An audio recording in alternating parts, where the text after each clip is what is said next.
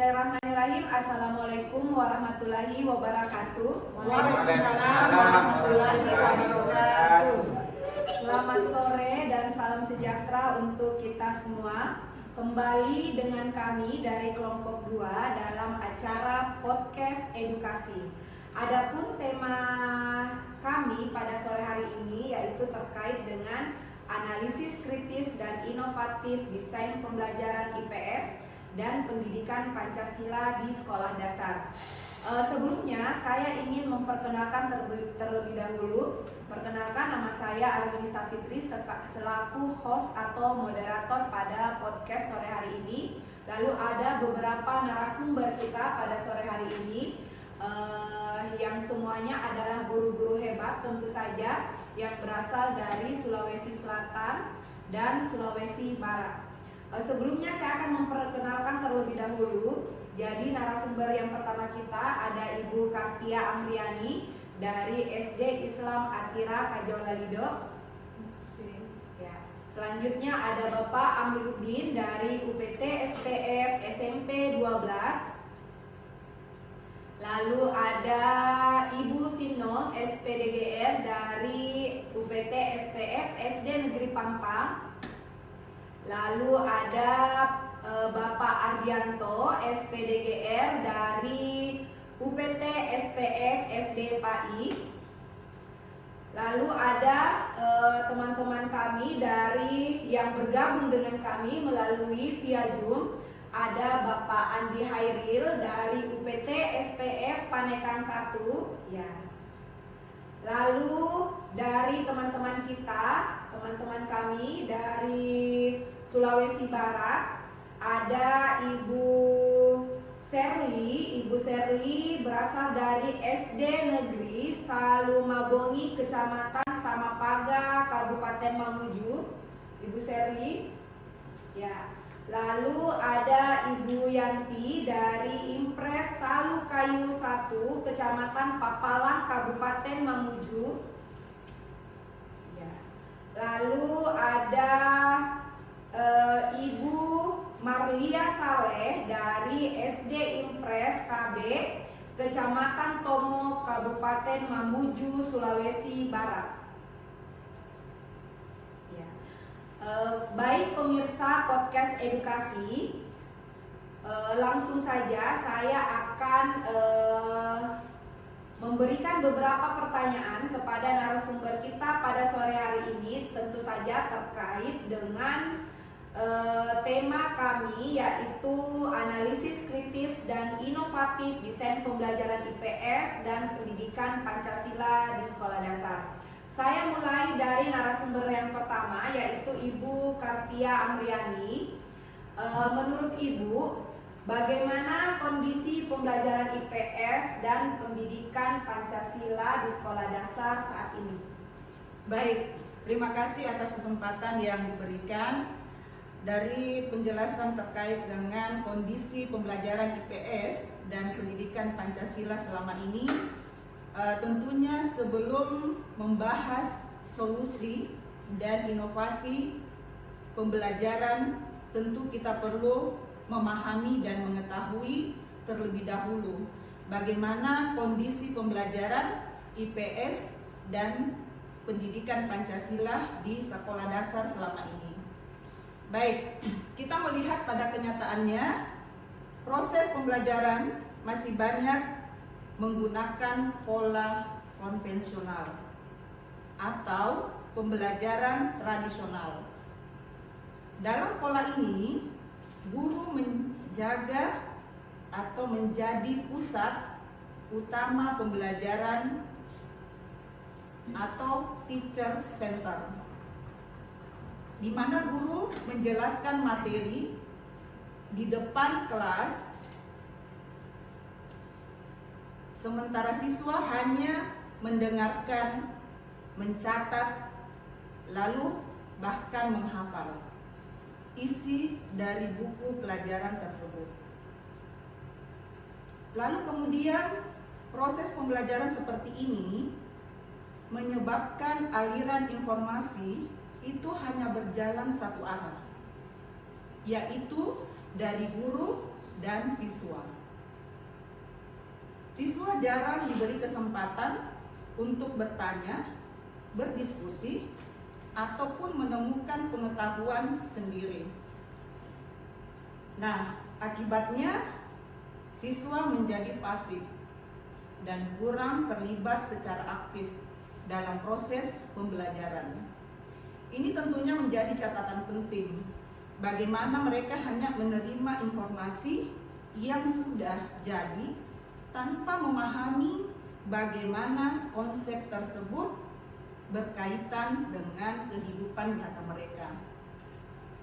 Selain itu, pembelajaran IPS dan pendidikan Pancasila seringkali terlalu berorientasi pada teori saja. Guru lebih fokus menyampaikan definisi, konsep, dan isi materi sesuai buku teks, dibandingkan mengajak siswa bagaimana memahami makna dari materi tersebut. Padahal kita ketahui bersama bahwa hakikat IPS dan pendidikan Pancasila bukan hanya sekedar membaca ataupun menghafal pengetahuan, tetapi juga bagaimana memahami kehidupan sosial, membangun sikap toleransi, serta menanamkan nilai-nilai Pancasila dalam kehidupan sehari-hari. Nah, tentu kondisi ini membuat kita atau membuat suasana belajar terasa kaku dan monoton. Guru memegang kendali penuh dalam pembelajaran, sedangkan siswa hanya menjadi pendengar. Ruang kreativitas, kerjasama, dan eksplorasi siswa itu menjadi sangat terbatas. Sehingga jika kondisi seperti ini terus berlangsung, maka tujuan pendidikan untuk membentuk siswa yang aktif, kritis, dan juga berkarakter akan sulit tercapai. Terima kasih. Terima kasih Ibu Kartia atas jawaban komentarnya yang sangat luar biasa terkait dengan kondisi pembelajaran IPS dan pendidikan Pancasila selama ini. Selanjutnya saya beralih ke narasumber kedua kita, Bapak Amiruddin. Kira-kira menurut Bapak, mengapa pembelajaran IPS dan pendidikan Pancasila ini membosankan bagi siswa? Silakan Bapak. Baik, Ibu, berdasarkan kondisi tadi yang disampaikan oleh Ibu Kartia, tidak heran apabila banyak siswa menganggap IPS dan pendidikan Pancasila sebagai mata pelajaran yang membosankan. Ada beberapa faktor utama yang menyebabkan hal tersebut terjadi. Yang pertama itu materi pembelajaran terlalu banyak berisi teori dan konsep abstrak yang jauh dari kehidupan siswa. Misalnya, siswa diminta memahami tentang beragam budaya Indonesia, tetapi mereka tidak pernah diajak mengamati budaya yang ada di lingkungan sekitar sekolah atau di rumah mereka. Akibatnya, siswa merasa bahwa pelajaran tersebut tidak memiliki hubungan langsung dengan kehidupan nyata sehari-hari. Yang kedua, metode dan media pembelajaran yang digunakan kurang bervariasi. Dalam banyak pembelajaran, siswanya melihat papan tulis, membaca buku paket, dan mendengarkan penjelasan dari guru dalam waktu yang lama. Padahal karakteristik anak sekolah dasar adalah suka bermain, bergerak, berinteraksi, dan belajar melalui pengalaman langsung. ketika pembelajaran tidak melibatkan aktivitas menarik, ya maka rasa jenuh pasti akan muncul. Nah, yang ketiga, pembelajaran yang seringkali terlalu menekankan hafalan. Ya, siswa diminta menghafal nama tokoh, pasal, definisi, konsep tertentu tanpa memahami makna apa penerapannya. Nah, pembelajaran seperti ini membuat siswa belajar hanya untuk mendapatkan nilai, bukan untuk memahami dan menerapkan ilmu dalam kehidupan nyata. Selain itu, kurangnya penggunaan media visual dan teknologi juga menjadi penyebab rendahnya minat belajar siswa. Nah, padahal di era digital saat ini, anak-anak sudah terbiasa dengan video, gambar interaktif, permainan edukasi, media visual lainnya. Nah, jika pembelajaran di kelas masih monoton seperti ini dan tidak mengikuti perkembangan zaman, maka siswa akan kehilangan fokus dan motivasi belajar. Oleh karena itu, diperlukan perubahan desain pembelajaran yang lebih menarik, interaktif, dan sesuai dengan kehidupan perkembangan peserta didik di era abad 21. Sekian dari saya kembalikan ke Ibu Moderator. Terima kasih Pak Amir atas jawaban dan tanggapan yang diberikan terkait dengan mengapa pembelajaran IPS dan pendidikan Pancasila membosankan bagi siswa. Selanjutnya saya beralih ke narasumber kita yang ketiga, yaitu Ibu Sinong. Menurut Ibu, apakah pembelajaran dalam hal ini IPS dan Pancasila sudah melatih berpikir kritis dan karakter peserta didik? Silakan Ibu. Ya, baik. Terima kasih.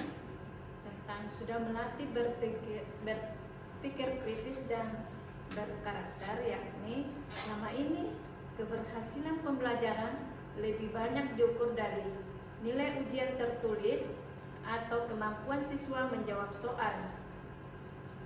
Fokus pada utama masih berada pada aspek pengetahuan semata, padahal tujuan utama IPS dan pendidikan Pancasila adalah membentuk sikap sosial, karakter, dan perilaku sesuai dengan nilai-nilai Pancasila. Kita sering menemukan kenyataan bahwa siswa mampu menjawab. Kita sering menemukan kenyataan tentang toleransi, persatuan, atau gotong royong dengan nilai-nilai yang tinggi. Tetapi dalam kehidupan sehari-hari mereka masih suka mengejek teman, memilih-milih bermain, atau kurang menghargai perbedaan. Hal ini menunjukkan bahwa pembelajaran belum benar-benar menyentuh aspek sikap perilaku yang nyata terhadap siswa. Selain itu, metode pembelajaran yang sering berpusat pada guru juga membuat siswa kurang berlatih berpikir kritis. Mereka hanya menerima informasi tanpa diajak untuk mencari solusi atau menyampaikan pendapat. Akibatnya, siswa menjadi terbiasa menghafal jawaban, bukan memahami masalah secara mendalam. Akibatnya, padahal kemampuan berpikir kritis sangat penting di era sekarang ini, ya. Siswa perlu dibiasakan untuk berpikir logis, menganalisis informasi, memecahkan masalah, serta mengambil keputusan yang tepat. IPS dan pendidikan Pancasila seharusnya menjadi mata pelajaran yang mampu melatih siswa menjadi warga negara yang cerdas, peduli sosial, mampu menghadapi tantangan kehidupan modern ini, ya. Karena itu diperlukan desain pembelajaran baru yang tidak mengejar nilai akademik, tetapi juga menanamkan karakter, keterampilan, dan kemampuan berpikir kritis. Terima kasih. Terima kasih Ibu Sinong atas tanggapan dan komentarnya. Selanjutnya saya beralih ke rekan kami yang bergabung dengan kami melalui Zoom, Bapak Andi Hairil. Kedengaran suara saya, Bapak Andi Hairil? Ya Bu, kedengaran. Ya, baik. Yang ingin saya tanyakan kepada Bapak Andi terkait dengan inovasi dan solusi pembelajaran, yaitu pendekatan deep learning dan pembelajaran mendalam. Bagaimana menurut Pak Andi? Silakan Pak Andi. Ya, terima kasih Ibu Vicky. Jadi menurut saya di situ ada bilangnya yang tentang deep atau pembelajaran mendalam itu sendiri.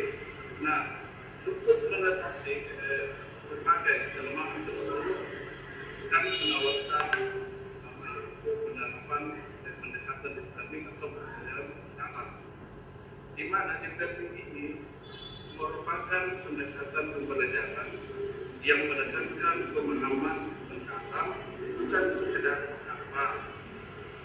Ini pendekatan ini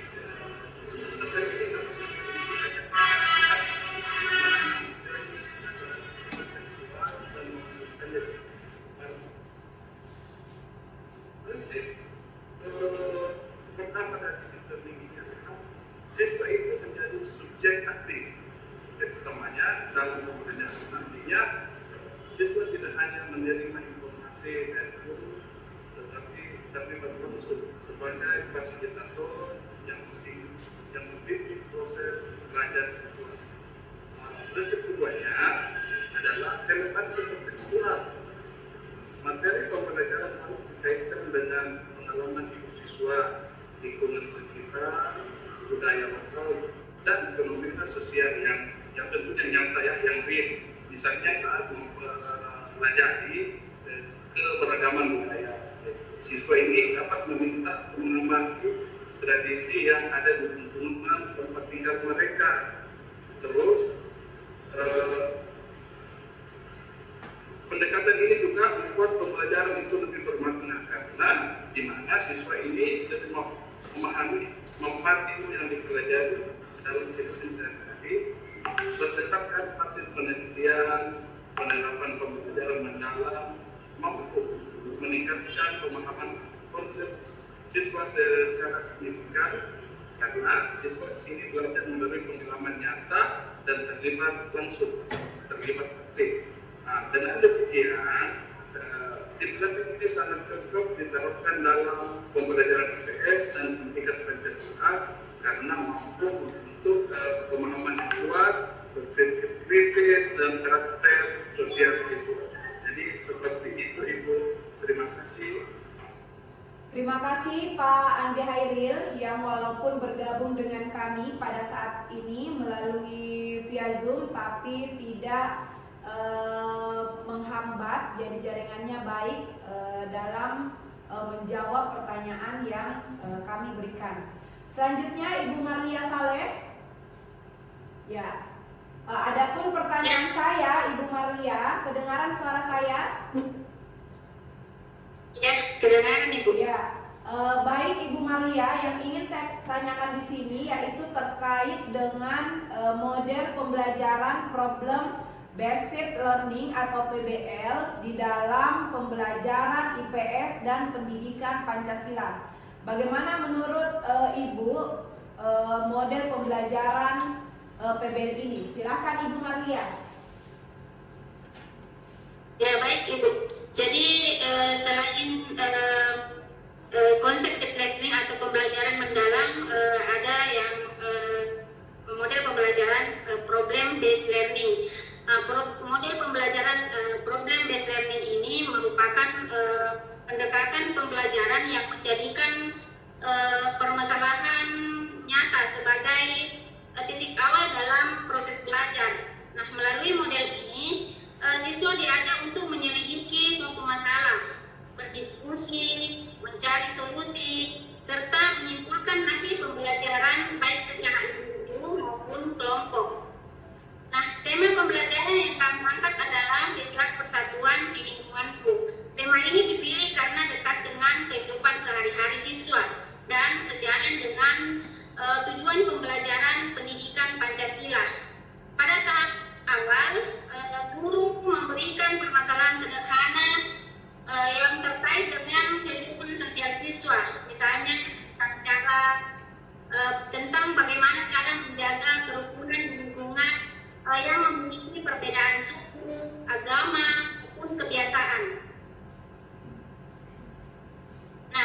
Dari permasalahan tersebut, siswa diminta untuk melakukan pengamatan di lingkungan sekolah ataupun rumah. Selanjutnya, siswa berkumpul dalam kelompok kecil untuk menemukan contoh kerjasama, toleransi, dan persatuan yang ada di masyarakat. Selain itu, mereka menyusun laporan sederhana dan mempresentasikan hasil diskusinya di depan kelas. Nah, melalui proses tersebut, siswa tidak hanya mempelajari teori tentang persatuan, tetapi juga dapat memahami penerapannya secara langsung dalam kehidupan sehari-hari. Mereka belajar menghargai perbedaan, bekerja sama dengan orang lain, serta memecahkan masalah sosial secara nyata.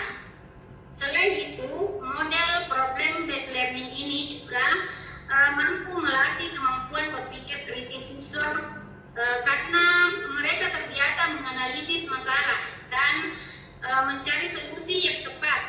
Nah, kemampuan komunikasi, kerjasama, dan rasa percaya diri siswa pun ikut berkembang dengan baik. Terima kasih. Terima kasih Ibu Marlia atas tanggapan atau komentarnya terkait dengan model pembelajaran problem based learning atau PBL. Selanjutnya saya melangkah ke narasumber kita yang keenam, yaitu Pak Ardianto, terkait dengan inovasi yang ketiga, yaitu penerapan joyful learning dan integrasi media digital. Silakan Pak Ardi. Baik, terima kasih Bu. Jadi selain penerapan deep learning dan problem based learning, inovasi yang ketiga yang kami tawarkan adalah penerapan joyful learning atau pembelajaran yang menyenangkan yang dipadukan dengan penggunaan media digital dan teknologi interaktif. Pembelajaran yang menyenangkan sangat penting bagi siswa sekolah dasar karena anak-anak belajar lebih efektif ketika mereka merasa nyaman, senang, dan aktif terlibat dalam kegiatan belajar. Dalam desain pembelajaran ini, kami menggunakan berbagai media interaktif seperti video pembelajaran, gambar visual, peta digital, permainan edukasi, dan kuis interaktif. Media tersebut membantu siswa memahami konsep abstrak menjadi lebih konkret dan menarik. Selain itu, kami juga menerapkan gamifikasi pembelajaran menggunakan aplikasi seperti Wordwall, Kahoot, dan Quizizz. Kegiatan kuis interaktif berbagai terbukti mampu meningkatkan antusiasme dan fokus siswa karena pembelajaran serasa seperti bermain sambil belajar. Kami juga menambahkan aktivitas kolaboratif seperti membuat poster, keberagaman, proyek kelompok, bermain peran, dan presentasi sederhana. Aktivitas tersebut membuat siswa lebih aktif berinteraksi dan bekerja sama dengan teman-temannya. Dengan pembelajaran yang variatif dan menyenangkan, siswa menjadi lebih semangat untuk belajar, tidak mudah untuk bosan, dan lebih mudah memahami materi. Selain itu, penggunaan media digital juga membantu melatih keterampilan literasi digital siswa sejak dini. Mungkin itu saja Ibu. Terima kasih Pak Ardianto. Jawaban atau tanggapannya terkait penerapan joyful learning dan interaksi media digital. Selanjutnya narasumber kita berikutnya yaitu Ibu Yanti. Apakah suara saya kedengaran Ibu Yanti? Terdengar Ibu. Ya, baik. Yang ingin saya tanyakan di sini kepada Ibu Yanti yaitu terkait dengan integrasi karakter dan literasi digital abad ke-21. Bagaimana pendapat Ibu terkait dengan hal-hal tersebut? Silakan Ibu Yanti. Ya, baik, terima kasih Ibu. Sebagai penutup bagian solusi, kami menekankan pentingnya integrasi pendidikan karakter dan literasi digital dalam pembelajaran IPS dan pendidikan Pancasila. Di era digital saat ini, siswa hidup di tengah perkembangan teknologi dan arus informasi yang sangat cepat. Oleh karena itu, pembelajaran tidak hanya fokus pada pengetahuan akademik, tetapi juga membekali siswa dengan kemampuan menggunakan teknologi secara bijak. Terima kasih. Baik, saya kembalikan ke Ibu Moderator. Terima kasih Ibu Yanti atas jawabannya. Selanjutnya narasumber kita yang terakhir, Ibu Sherly, apakah ada yang ingin ditambahkan terkait dengan integrasi karakter dan literasi digital abad ke-21? Silakan Ibu Sherly. Ya, terima kasih Ibu Arwini selaku moderator hari ini. Betul sekali yang dikatakan oleh narasumber sebelumnya tadi, bahwa integrasi karakter dan literasi digital itu merupakan fondasi penting di abad ke-21, dan ini memastikan penguasaan teknologi diimbangi dengan etika, empati, dan tanggung jawab, sehingga dalam desain pembelajaran kami siswa diajarkan etika digital, cara menyaring informasi yang benar, menghargai orang lain di media sosial, dan menggunakan teknologi untuk hal-hal yang positif, di mana nilai-nilai seperti toleransi, sopan santun, dan tanggung jawab, serta menghargai perbedaan juga diterapkan dalam dunia digital. Sehingga hal ini sangat penting agar siswa tidak mudah terpengaruh informasi palsu, ujaran kebencian, maupun perilaku negatif di internet. Dengan demikian, siswa dapat tumbuh menjadi generasi yang cerdas secara akademik, mampu menggunakan teknologi dengan baik, dan tetap memiliki karakter yang kuat sesuai nilai-nilai Pancasila. Sehingga integrasi karakter dan literasi digital ini adalah menjadi langkah penting untuk mempersiapkan siswa menghadapi tantangan abad ke-21. Mungkin itu Ibu, terima kasih banyak. Saya kembalikan ke Ibu Arwini selaku host hari ini. Terima kasih. Terima kasih Ibu Sherly atas tambahan tanggapan atau komentar yang diberikan. Baik pemirsa podcast edukasi yang sempat bergabung pada hari ini, dari semua keseluruhan apa yang dikatakan oleh narasumber kita pada sore hari ini, dapat saya ambil kesimpulan bahwa pembelajaran IPS dan pendidikan Pancasila di sekolah dasar masih menghadapi berbagai tantangan, terutama pembelajaran yang terlalu berpusat pada guru, kurang relevan dengan kehidupan nyata, dan belum maksimal dalam melatih berpikir kritis serta pembentukan karakter siswa. Oleh karena itu, diperlukan inovasi desain pembelajaran yang lebih aktif, kontekstual, menyenangkan, dan sesuai dengan perkembangan zaman. Melalui penerapan pendekatan deep learning, problem-based learning, joyful learning, serta integrasi literasi digital, siswa tidak hanya memperoleh pengetahuan, tetapi juga mampu memahami makna pembelajaran dan menerapkannya dalam kehidupan sehari-hari. Peran guru juga perlu berubah dari sekedar penyampai materi menjadi fasilitator dan pembimbing yang membantu siswa membangun pengetahuan sendiri.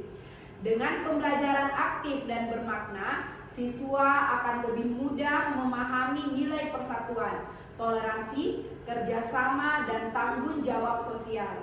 Kami percaya bahwa desain pembelajaran ini sangat relevan untuk diterapkan di sekolah dasar karena mampu meningkatkan kualitas pembelajaran, membentuk karakter siswa, serta mempersiapkan generasi muda yang kritis, kreatif, berkarakter, dan mampu menghadapi tantangan abad ke-21. Demikian podcast kita pada sore hari ini. Saya ucapkan terima kasih kepada semua narasumber, baik yang sudah bergabung dalam secara offline dan teman-teman yang bergabung secara online.